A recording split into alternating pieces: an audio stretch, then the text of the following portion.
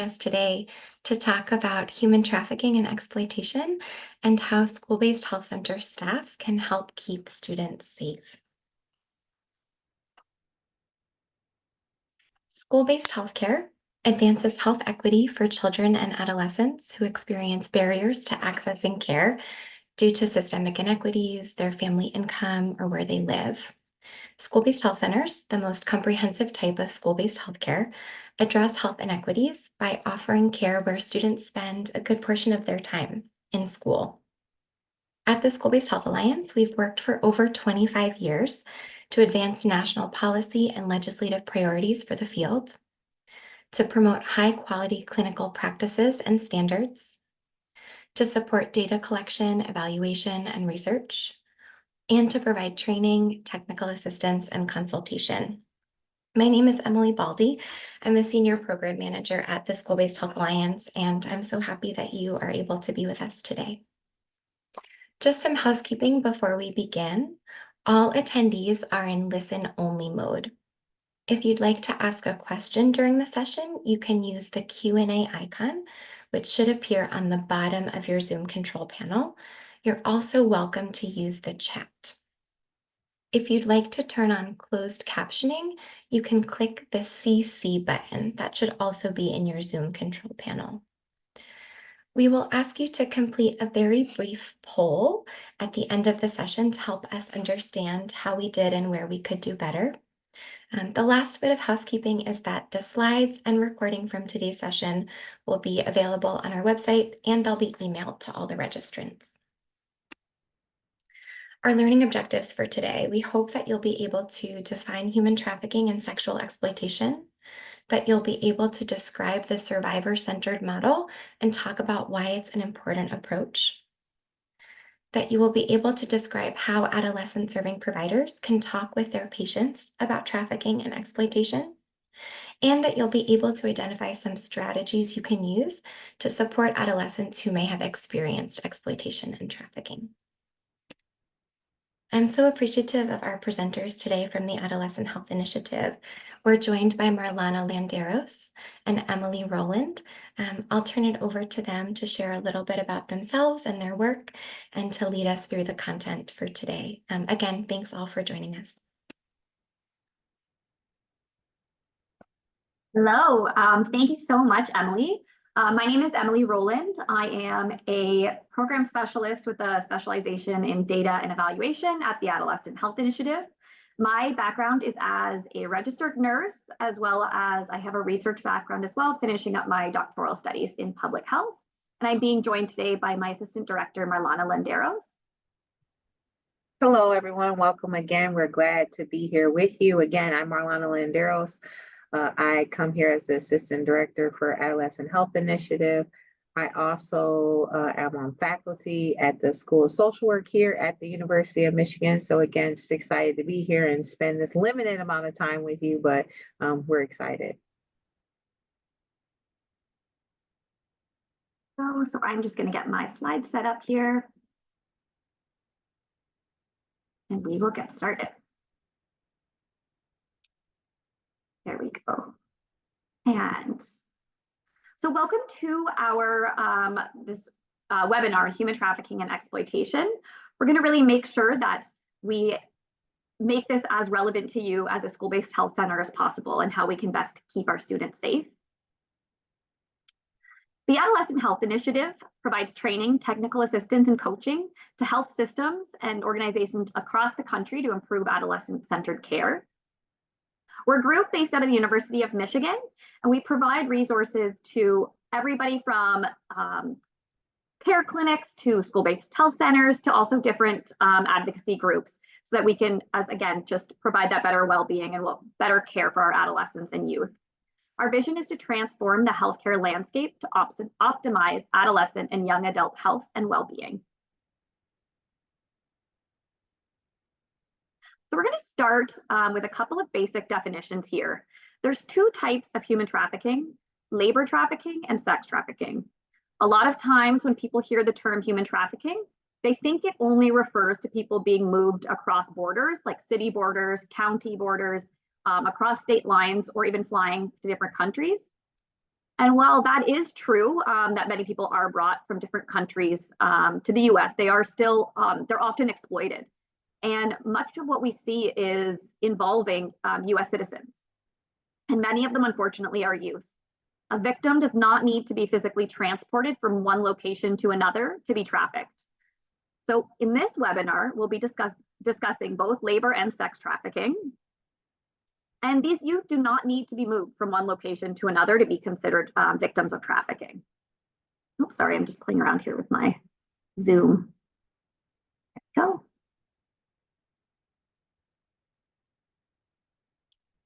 So here are the definitions, and as you can see, both labor and sex traffickers use the same kind of force outlined in the gray font.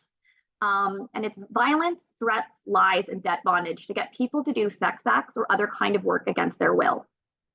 So this is really important. It's that there's this exchange being made between two people where one person is providing some sort of service in return for something else, but it's at kind of the power of someone else. So there is that violence or threats for violence, lies, debt bondage to force them into doing something.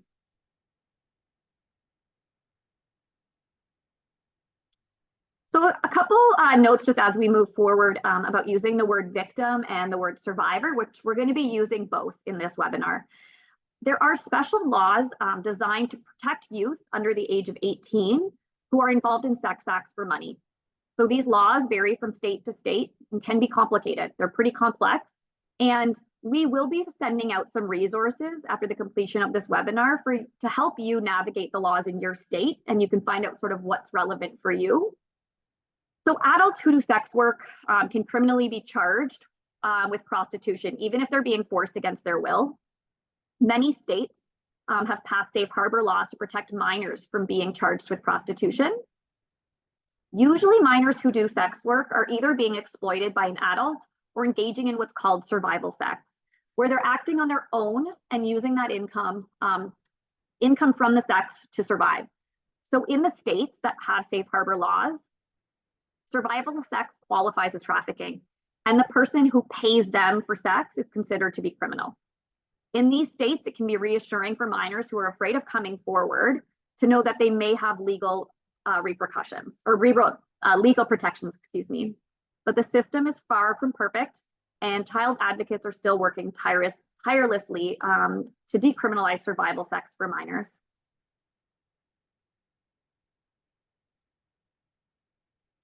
So an important framework that we're going to be using and relating to during this webinar is called the survivor-centric trauma-informed approach. And this is one that is focused on survivors and reducing the risk of re-traumatization. So with that said, it's important to understand that we often use the word victim when discussing minors who are being trafficked, as it is important to understand that they are the ones being victimized. We want to use this survivor-centered approach when working with these victims to ensure that we are responding to their needs and their trauma specifically, rather than focusing on the perpetrator. So ultimately, we are using our resources and our skills, particularly as providers, to make sure that we are caring for the survivor and not trying to get details that would lead to prosecution and investigation and focusing all of our efforts and resources on the criminal. We're really trying to focus on the survivors and the victims of trafficking to make sure that they remain safe. The current evidence tells us that this approach is the most meaningful, and it means having all of our institutions and systems aligned to support the victim and survivor, and less about solely including them just for the purposes of identifying their trafficker and penalization purposes. I just want to note that some victims may not want to stop being trafficked or identify their trafficker, and this model does not penalize that. Rather, it's about equipping the victim or survivor with resources on how they can access support from various systems and arms them with the knowledge and support that they need. So it's really prioritizing that survivor over everything else. It's focusing on their safety, their security, and the stability that they need. And it's really trying to minimize the risks of re-traumatization. And we'll be referencing this model and approach as we progress through the webinar. So it almost goes without saying that practicing from a trauma-informed care perspective is critical when working with youth who have been trafficked. This is the definition from SAMHSA. So a program, organization, or system that is trauma-informed realizes the widespread impact of trauma and understands potential paths for recovery. It's also about learning and responding to fully integrating knowledge about trauma into the policies, procedures, and practices, and is actively trying to resist any opportunities or risks where re-traumatization can occur. So I'd like to just take a second, and you can use the chat to do this if you'd like, but really think about, are there any ways in your clinical delivery or your clinical care that may be offering a window into re-traumatizing someone, particularly in the realm of human trafficking?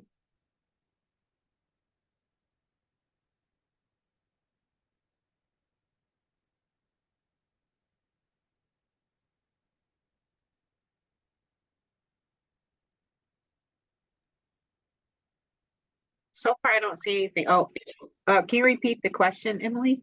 Yeah, Or absolutely. Captain? Yeah, so just thinking about your own care, your own school-based health clinic, are there any times in your processes that there might be a risk of re-traumatizing someone? Yeah, so someone's talking about asking how many sexual partners they've had, focused on getting the details from the victim, exactly. So it's these types of questions that may, how questions are asked exactly. So those may be times where we want to be really sensitive to what those questions might lead to. Another salient example is doing physical assessments, particularly doing something like a pelvic exam. So at what points during the pelvic exam can we give control back over to our patient, whether that's a youth or a minor or even an adult, but when can we really empower them? So one way is to really arm them with as much information about what they can expect during the assessment, letting them know at what point you're going to be touching them or you're going to be taking a sample. Particularly doing a pelvic exam, you could say you're going to feel my hand on your leg. You're going to be feeling my hand is now going to be pressing on your pubic bone. Would you like to insert a speculum yourself? You can, and always letting them know right at the beginning, you can stop at any time. This exam can be rescheduled when you're feeling more comfortable. And then just throughout the assessment, asking for feedback. Are you comfortable? Is this okay? Do you need a minute? Do you want to take a deep breath? Always thinking about how you can provide a little bit more information and help people feel empowered is one way to be implementing a more trauma-informed approach into even your physical assessments.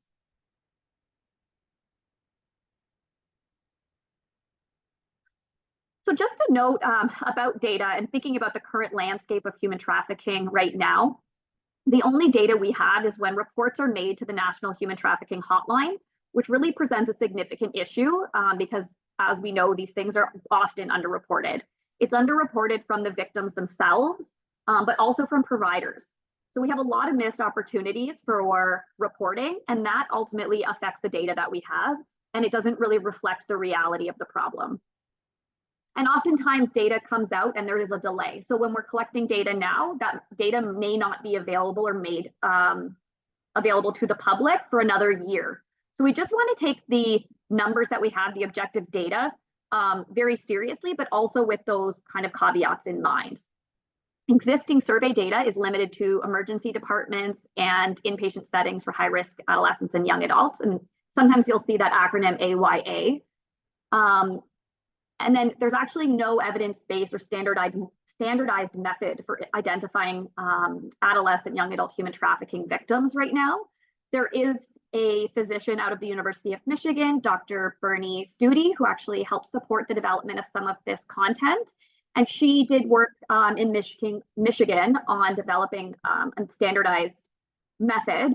But there's still work to be done and work to be done on really making sure that that can be generalized to other school-based health centers and also other clinics across the country.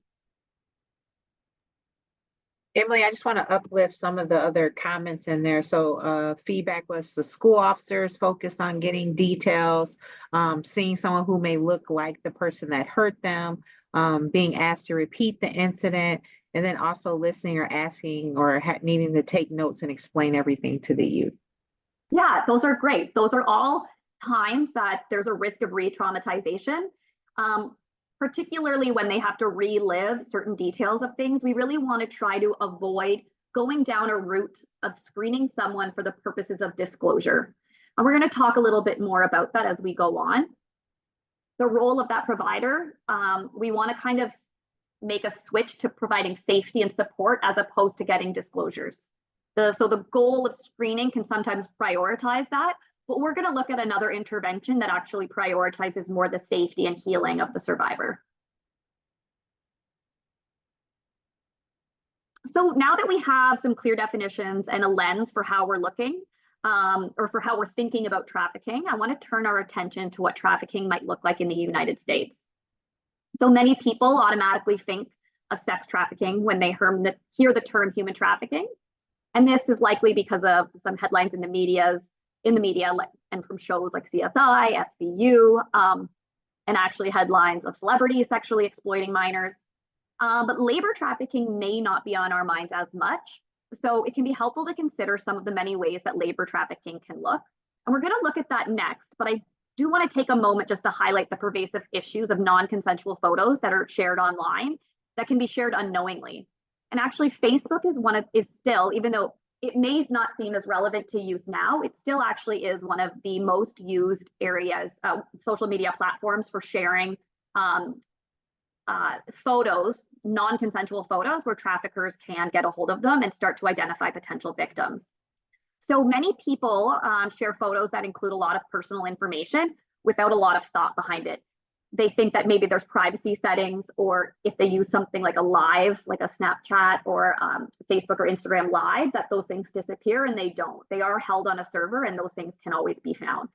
I always think about baby announcements, like birth announcements, where they have the photo of the infant. They might even have details like the time and date of birth, the length, weight.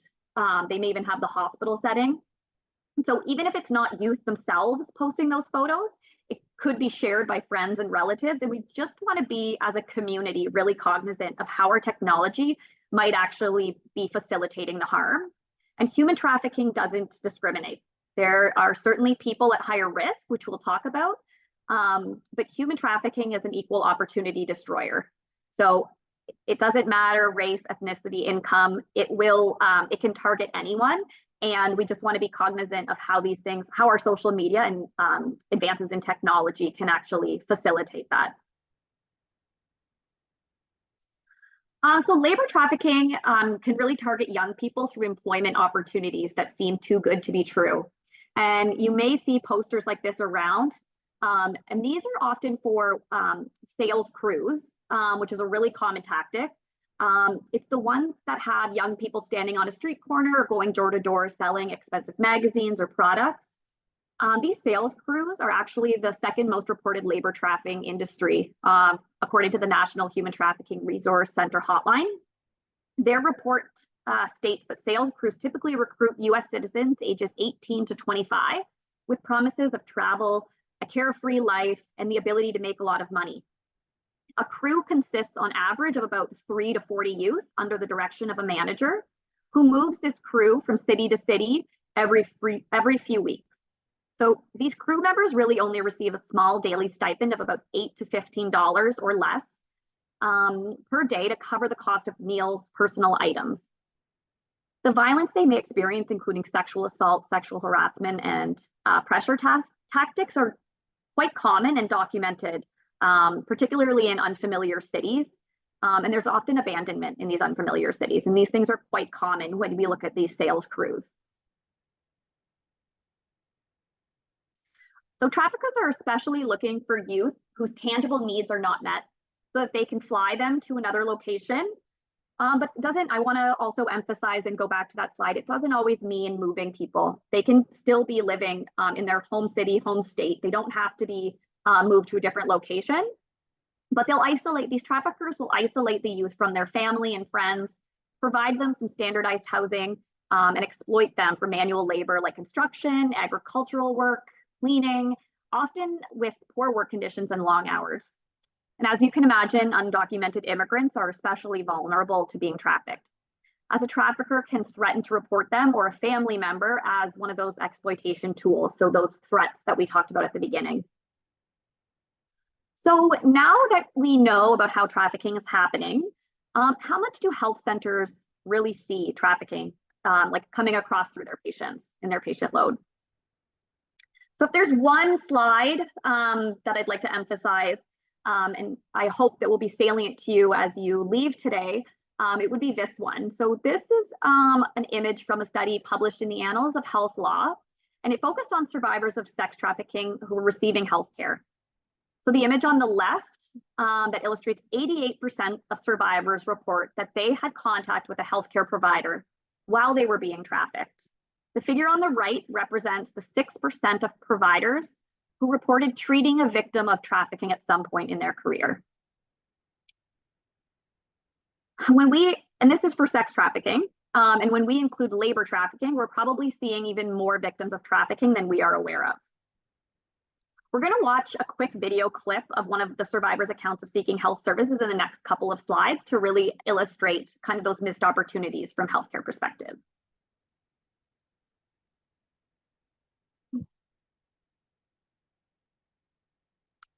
So again, a quick note on data.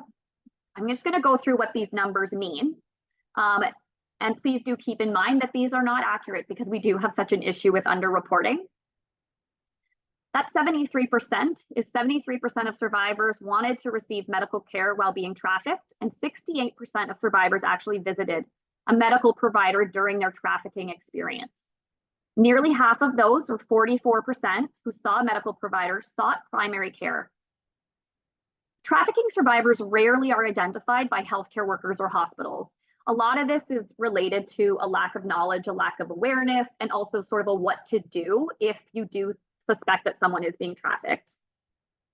In a research conducted by the Covenant House of New Jersey between 2015 and 2017, almost 1/3 of their homeless youth who had a prior trafficking experience had received medical care, mainly from hospitals and clinics, but none of those youth disclosed facts that would have led a professional to determine that they were trafficked.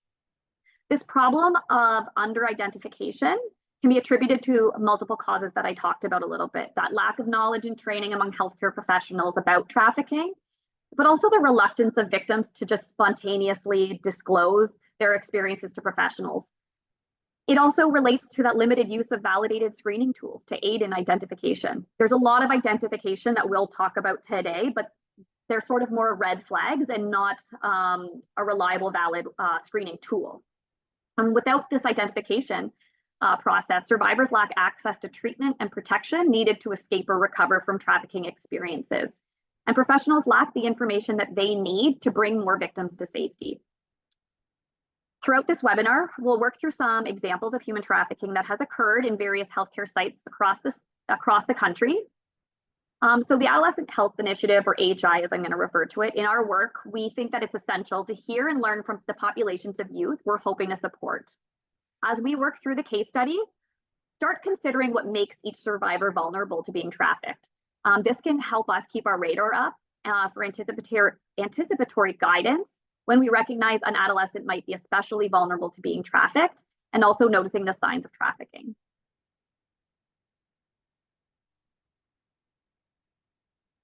Okay, we're going to watch a quick video here.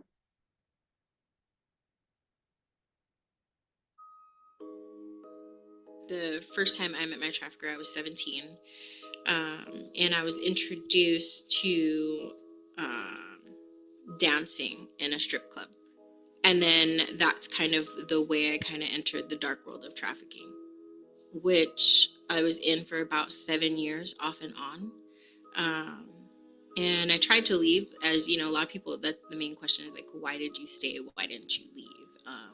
And I tried to leave several times. One in particular, I left one time, and then he actually said, hey, if you don't come back, I'm going to kill your mom and your daughter. At least every couple of months, I would try to go seek medical treatment. I went there to, see if I can, just check to see if I had any STDs, to see if I can get condoms, and also to make sure that I took birth control. But when I went there, no one ever really asked me like what's going on and how come you come in so often. They're not asking why do you want to take STD tests so often. I think there were signs that and questions that they could have asked, but they didn't.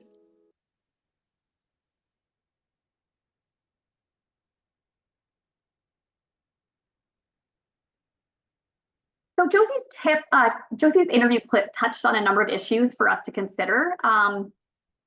Nobody wants to be the person who could have asked or who could have done something or didn't notice. So what might keep us from noticing or from asking or for being able to help? Just in the chat, maybe you can drop in some comments about maybe sometimes you've hesitated to ask or what might keep you from asking certain questions. And Emily, I'll just jump in to say that it looks like the attendees are only able to message to the hosts and panelists. Okay. Oh, well, maybe not. It looks like someone's in the chat. So if you're going to chat and answer, which we would love, you may need to toggle in the chat function from hosts and panelists to everyone. It's that blue little box so that the whole group can see your answers. Thank you. Thank you so much, Emily. Yeah, asking about the wrong way, triggering, lack of resource available on site if there is a positive identification, time constraints, yeah. Those are really good. And we're going to work through maybe some ways that we can work through those and make them a little bit less of a barrier to asking. So I'm curious too, while we have you thinking about what might keep us from asking, thinking about your own school-based health centers, what do you think they could have done to support Josie? So she's coming in and she's having regular STI and pregnancy tests. I'm wondering if there are any opportunities there that you see in your own work that you might be able to implement to be able to sort of identify trafficking. And I'm curious to hear from not just providers, but any of the school-based health center staff that might be joining us today.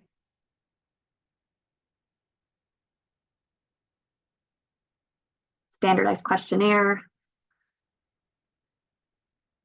Yeah, asking perhaps why she wants testing so frequently, ask about comfort with sexual partners. Yeah, these are all great. So we're going to start working through this a little bit more to give a little bit more of verbiage around that about it from coming from a trauma-informed, survivor-centric framework. Thank you.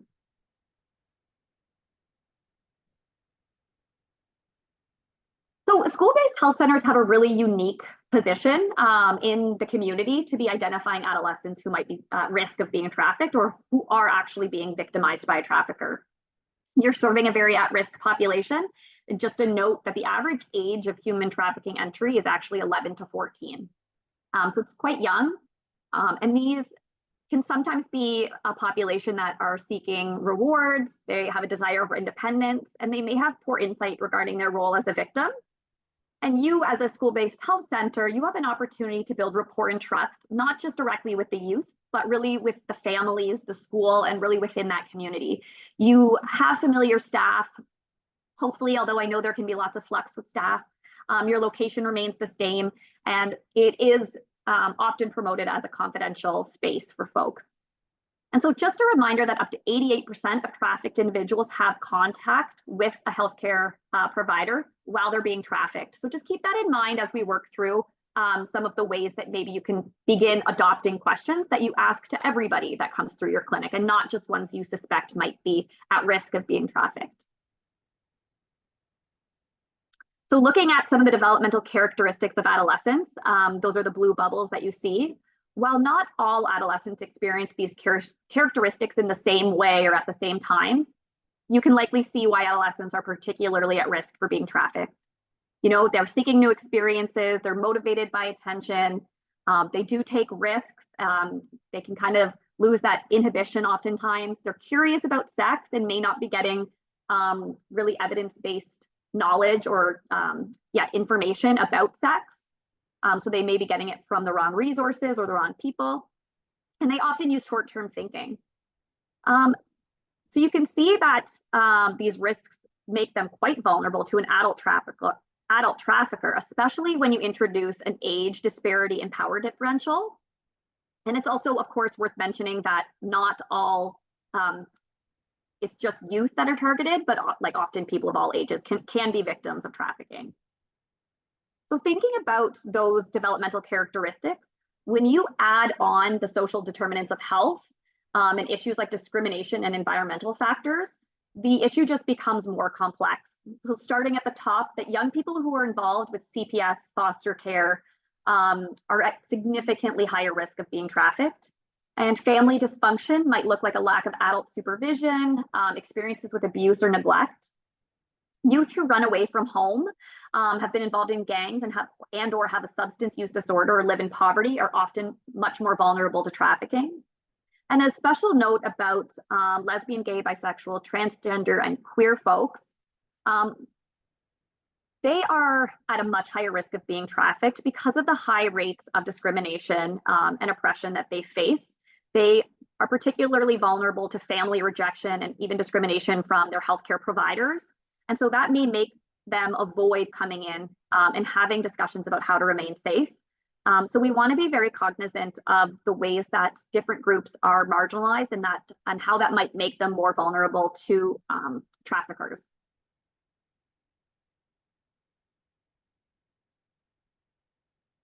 So thinking about the various roles in school-based health centers, what can each member do? So just looking at this sort of word cloud, we had teacher, MA, social worker, front desk staff, nurse, and in that I include nurse practitioners or licensed nurses, registered nurses, caseworkers, security guards. Are there any roles here that we may be missing?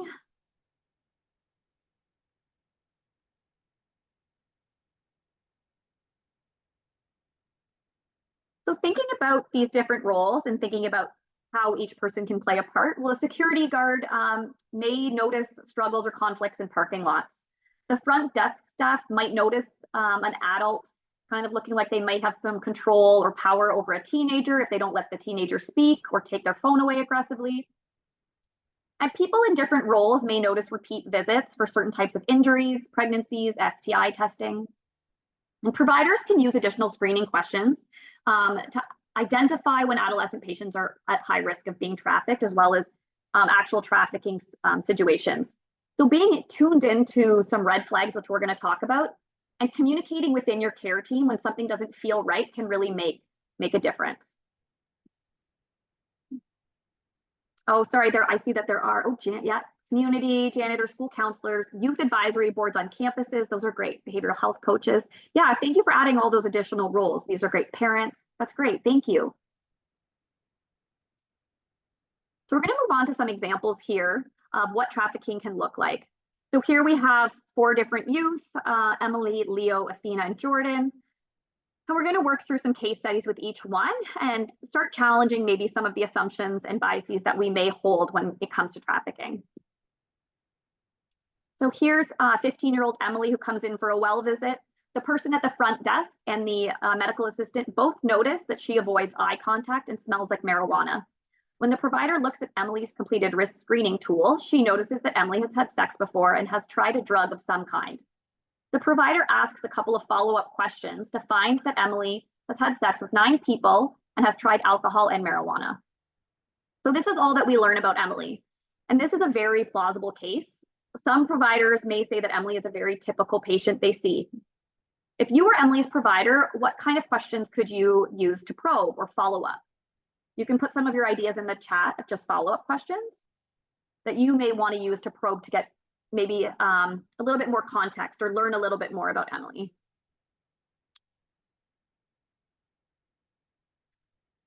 So upon asking some further questions, Emily tells you that she met a guy on Instagram who told her she could be a model and offered to pay her for nude pictures of herself and her friends. Considering all of the information on this slide, does it seem like this could be a case of human trafficking? And you can pop that into the chat if you'd like. If you'd like to have a guess.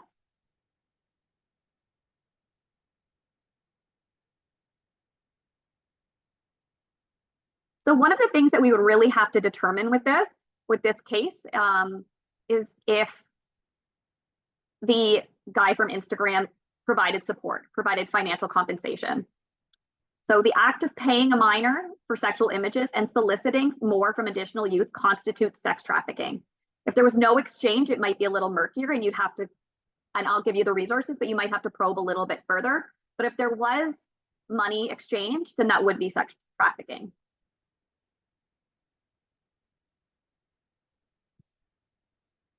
Okay, and here's Leo. He's 17 years old. And the front desk staff noticed a few things about Leo for a walk-in appointment for back pain. The front desk staff asked the social worker to talk to Leo a little bit to see if the provider can see him after speaking with the social worker.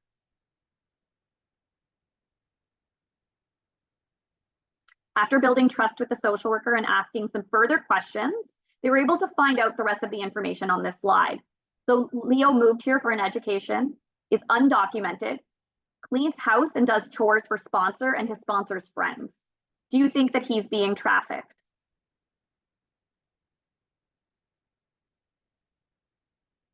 Seeing a few answers come in. So yeah, it does sound like Leo's sponsor is his trafficker because Leo is doing chores for him and his friends, and it's likely not by Leo's choice. The fact that Leo is undocumented makes it more likely that he's being trafficked because his sponsor could threaten to report Leo's immigration status. However, from just this information on the slide, it's not a definite confirmed case. In many situations, we really need to be asking further questions, and it might not immediately be clear that this person is being trafficked. This can be challenging when we want to help, but we're going to take another look at some other cases to help work through this. So Athena has been in for pregnancy tests multiple times in the last few months, and it looks like on her forearm there are some burn marks. So just from the information on this slide, what concerns would you have about Athena and what would you be looking for?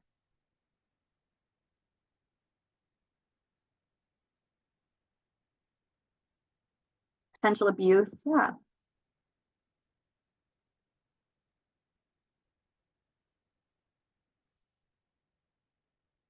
So because Athena is adult, she's 19 years old, she is not automatically considered a trafficking victim. However, if her boyfriend uses force, fraud, or coercion to get her to have sex with his friends, it is indeed trafficking. This might look like him blackmailing her with nude pictures or telling her family she's been dancing or taking part in types of prostitution. And we just have one more case to work through here. So Jordan comes in for a walk-in clinic to his local school-based health center for STI testing. The front desk person takes note of the first 2 points. So says he's just visiting and is unable to give a permanent address. He appears thin and unkempt. And the provider learns that Jordan has been having some physical symptoms. From this information, what do you think might be going on with Jordan?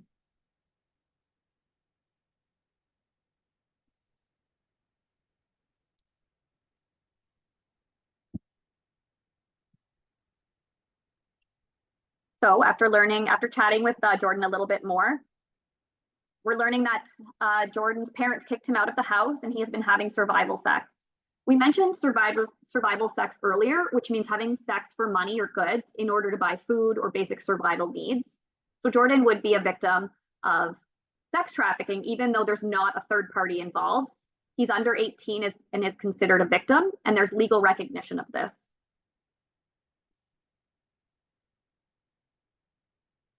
So sometimes victims will disclose information like we saw in the kind of the green bottom bullet points, and sometimes they're not going to be ready to. And it can be really frustrating not to have sort of just an infallible, confirmed, kind of validated checklist in identifying victims or young people who are being trafficked.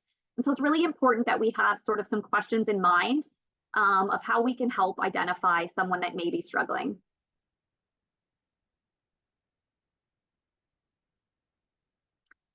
So some of the challenges when identifying victims is they don't want to self-identify and they don't want to disclose for many reasons, particularly the same reasons we see people not disclosing interpartner violence. There's shame, they need money, there's denial. There's a really chilling quote at the end here from a trafficker that says, "The best victims are the ones who don't even know that they're victims."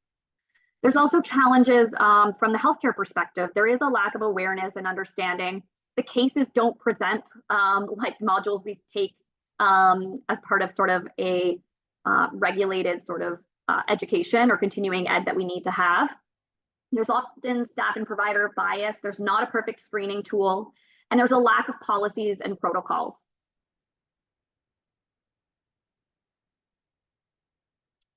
So just quickly here, there's some red flags listed about things that may just want to set some alarm bells off. These are not confirmed signs that someone is being trafficked, but really just a sign to you to ask some questions. So evidence of physical violence, tattoos that may exhibit ownership, poor nutrition. When someone can't give a really consistent history with maybe some identification documents or provide an address of where they've been living, if they act a little nervous or squirrely, avoiding eye contact or not really wanting to give too much factual information, those might be some red flags to you just to be asking more questions. Also, as a school-based health center, we talked a little bit about your role in the community. And so if you know these families and you know these youth, if you start seeing some expensive clothing, jewelry, or accessories, this might just be an opportunity that you can start asking, oh, did you get a new job? Like, what kind of work are you doing? Things like that. So when talking to victims, this is for all roles in a school-based health center. You want to be using warm, open body language. You want to deal with your personal feelings privately. So you don't want to be trying to educate yourself from a victim or from that patient in that moment. And also, those victims may not see themselves as a victim. So we want to just be cautious of the language that we're using. You can't act shocked or saddened or expect a victim to want to be saved. Oftentimes, there might actually be some feelings and expressions of anger.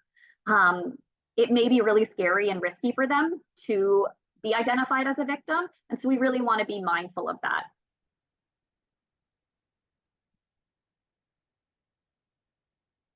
So as a provider, you want to be using non-judgmental and neutral words and mirror a patient's language when relevant. So, you know, if a patient discloses that she's doing sex work by saying, sometimes I work for my boyfriend's friends, you might want to respond by saying things, how might you respond if you said something like, when you're working as a prostitute, do you use condoms? Are your traffickers' friends ever violent with you? You may not want to use that language back to them. You want to use the words that they're using. We can also allow patients to make control over their decisions when possible. So how can I support you after this visit? When would you like to check in again? Just ensuring that they have a say in their treatment options. Finally, providers can enhance their standardized risk screening questions. When asking all adolescent patients about things like sexual health, substance use, or interpersonal violence, we have the opportunity to notice red flags that prompt targeted follow-up questions. So we can look at some screening questions now. So what are you doing to make money? Some kids have a hard time living at home and they feel like they need to run away. Do you ever feel like running away, or have you ever been kicked out of your house? Some kids have been involved with the police, like they run away or they break curfew. Have you ever been involved with the police, and how did that go? Thanks for answering those questions today. Is there anything that we have asked that you would like to talk more about? I often find another really great question to ask is there anything that you want me to know about you? Sometimes people do need to be asked those questions and not just leave it open-ended. They're waiting for an opportunity to share. And so asking something like, is there a question that I didn't ask today that you would like me to ask? Or is there information that you think would be important for me to know as your provider? So there is a tool, the evaluation of a tool to identify child sex trafficking victims in multiple healthcare settings. And they have some other examples of questions that you can certainly use. These are related specifically to commercial sex exploitation. So sometimes kids are in a position where they really need money, drugs, food, or a place to stay. Have you ever had to trade sex for money, drugs, or a place to stay, or even a cell phone or something else? And another way that you can start asking and kind of shifting the blame away from the victim and onto the trafficker is saying, instead of saying, well, did you do it? You can say, did you actually have to do it? Were you really forced to do it? And just being direct about, did you have a choice in if you could do it or not? That helps make it about the perpetrator and the trafficker and less on the victim. So another really great tool that can be used is what's called the CUES intervention. And this is an evidence-based conversational approach.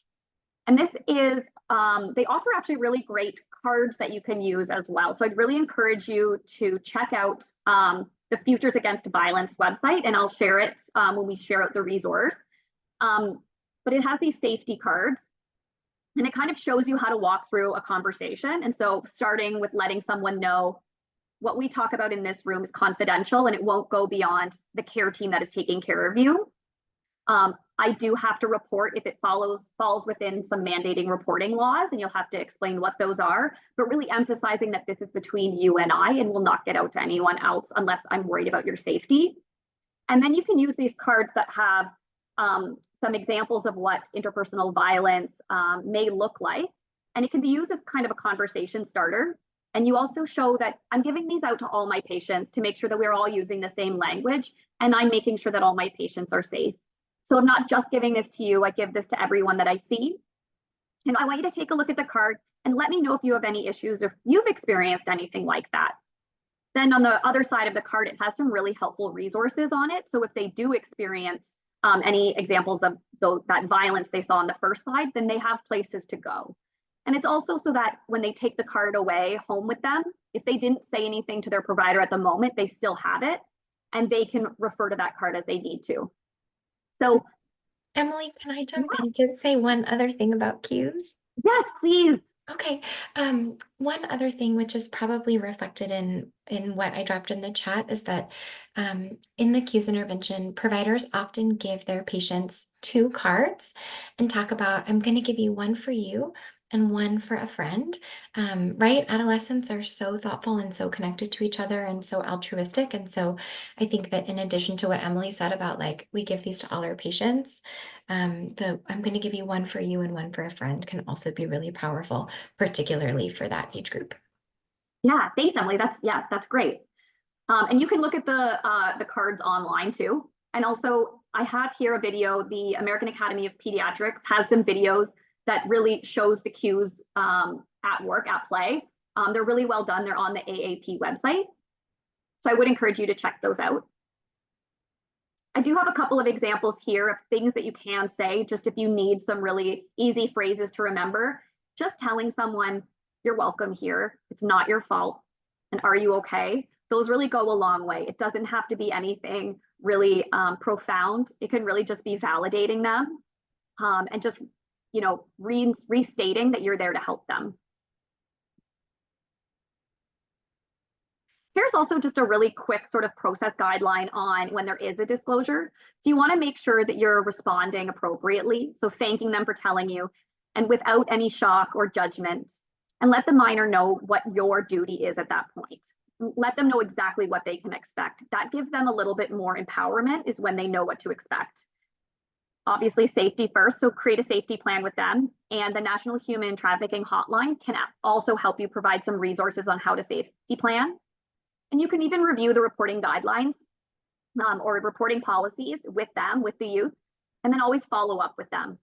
Try to connect back with them and let them know and check in with them and let them know sort of if anything else needs to happen or that you're there for them. Some other response strategies, this is a little bit more of a repetition, but just being compassionate and approachable. Use really open body language. Report cases involving minors to CPS. And then you can also commit to some additional training on things like motivational interviewing, which can be really, really helpful. And also it gives some time for you to reflect on your own feelings as well. And with that in mind, I just do want to communicate that this is a really heavy topic. It can be very upsetting and emotional to suspect that someone in your school or youth that you know well are victims of trafficking. And so I am putting out a call that you do take care of yourself and engage in some self-care after going through some of these processes. I also want to shift over to thinking about your organization's response. So I would recommend putting together a binder of resources for your practice team that also has things like shelters available, where people can go for food, immigration support, contraception, and also just making sure that you're promoting that patients can be seen by a provider alone and that you can help them create plans that they might need for if they were identified as being a victim of trafficking.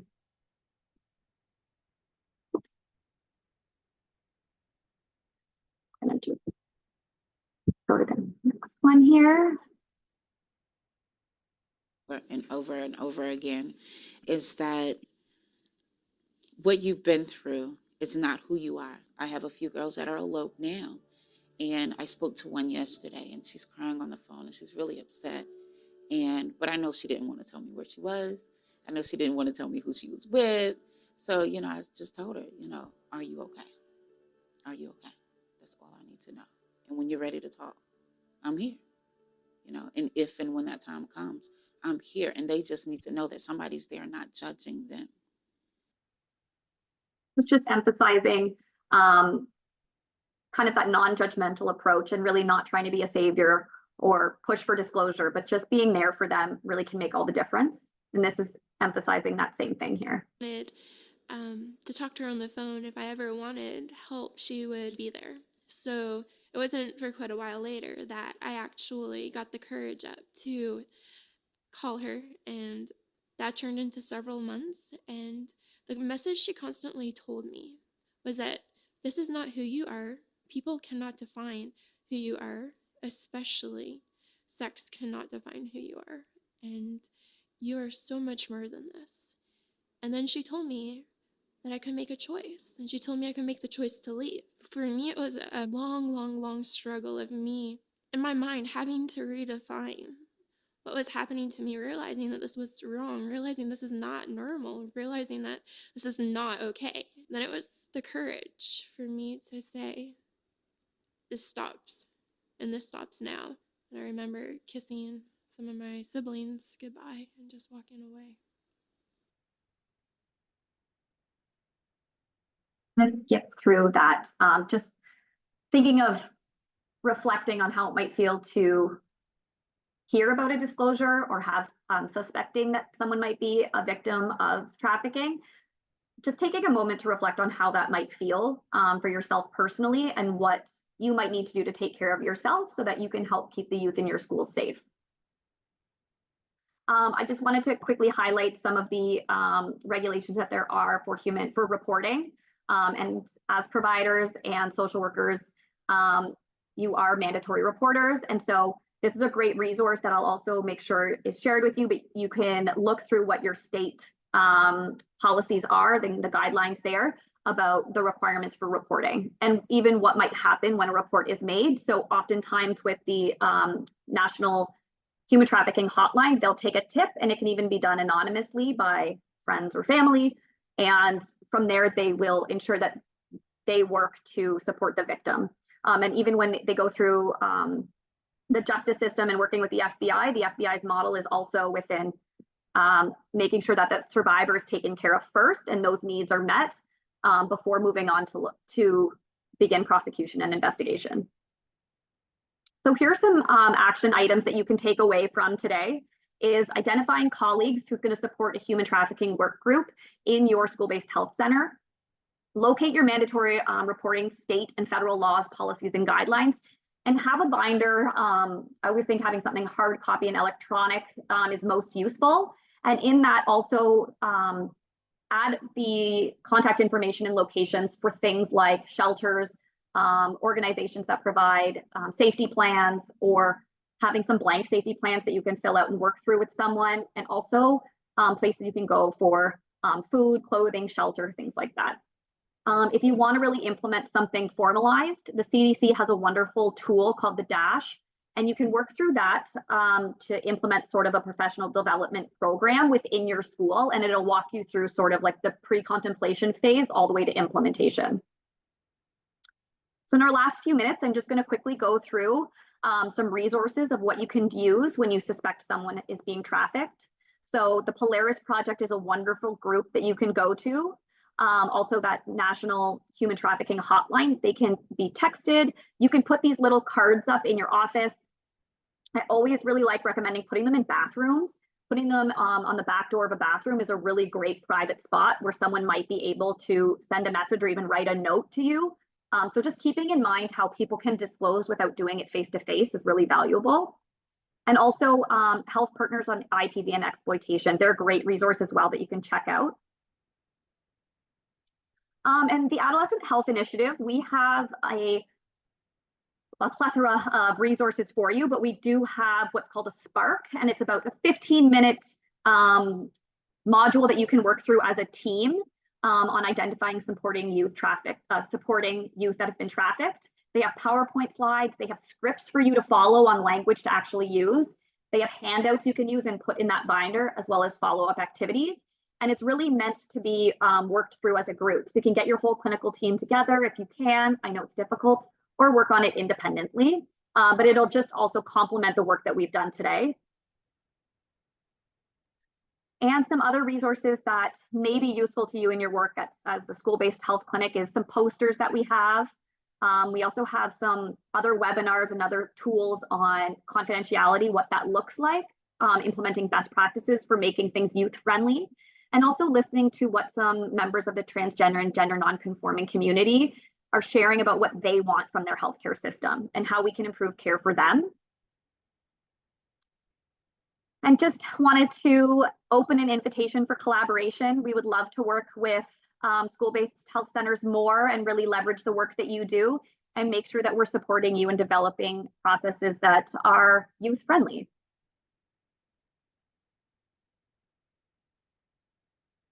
I do have some additional video links for further learning. I will just put in a bit of a warning. They can be difficult and emotional to watch. And again, it's important that you take care of yourself as a provider, but if you do want more information or context about what trafficking looks like in the US, I would encourage you to watch some of these. And also signing up for our newsletter. We have a bi-monthly newsletter where we have all of our events and some resources and some exciting information about the adolescent wellbeing landscape. And we're always happy to connect, work together. So I'm going to pass it back over to Emily from the School-Based Health Alliance, and thank you so much for this opportunity. It's been such a gift to provide this today. Thank you so much, Emily and Marlana. To those in the chat who are asking for connection to further resources, we can share that when we send our follow-up email, which will likely come very early next week after the long weekend. Just some housekeeping from us. We would love if you could take a moment to complete a Zoom poll. Tiara, if you could launch that for us now, just so we can get some feedback about, thank you, Tiara, how this webinar has gone for you. Thanks all, I see some things in the chat. Thanks, Scott, for putting AHI's contact information. Our School-Based Health Alliance's national conference is this summer in Washington, D.C., and we, along with our partners at Futures Without Violence, will be doing a long session on healing-centered approaches to adolescent relationship abuse and human trafficking. If you're coming to the conference, we would love to meet you there in person. We encourage you to subscribe to the School-Based Health Alliance's digest to learn more about upcoming learning opportunities. And you're welcome to contact us at this email, or we can share our individual contact and follow up. This webinar was supported by the Health Resources and Services Administration. I saw a request to pop up the Adolescent Health Initiative QR code, so I'm going to do that. Yes, we will share the recording to watch it later. Thank you all so much for joining us and for all of your engagement and insight in the chat. Lovely to meet you. We will be in touch soon to share slides, recording, and resources. Thanks for your time all. Bye-bye. Bye, thank you.